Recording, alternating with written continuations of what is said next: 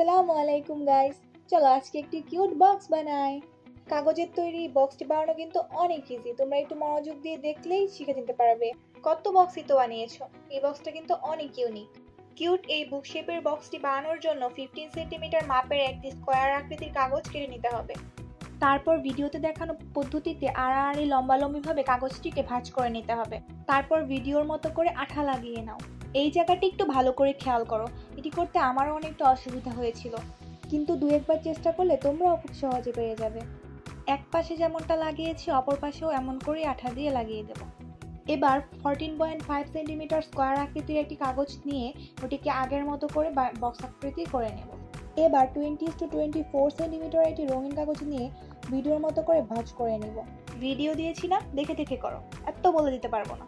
এত বলে দিয়ে কি লাভ, তোমরা তো লাইক কমেন্ট সাবস্ক্রাইব কিছুই করো না। আজকেও জানি করবা না, কি করবা, করে দাও প্লিজ। দেখো কত কিউট একটা জিনিস বানানো শেখাচ্ছি, একটা লাইক করলে কি হয়।